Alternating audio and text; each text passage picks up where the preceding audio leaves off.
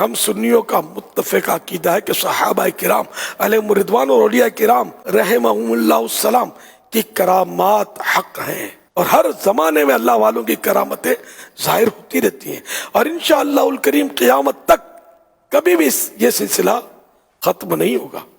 حضرت شیخ عبدالحق محدث دہلوی رحمۃ اللہ علیہ فرماتے ہیں اللہ والوں سے کرامتوں کا ظاہر ہونا قرآن و حدیث سے ثابت ہے۔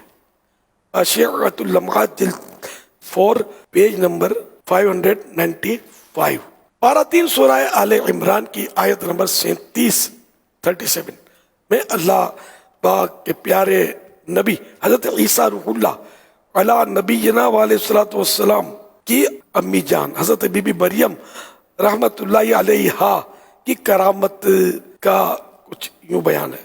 کلما دخل علیہا زکریا المحراب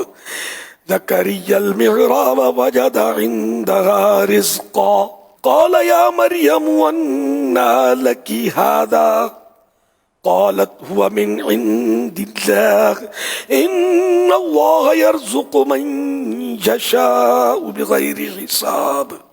آسان ترجمہ قرآن کنز العرفان۔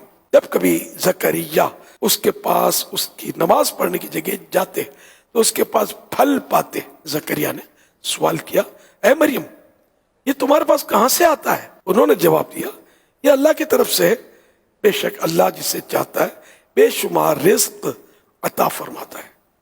یہ کرامت بی بی مریم کو اس طرح بے موسم کے پھل عطا ہوتے تھے، یہ اللہ کی طرف سے ہوتے تھے۔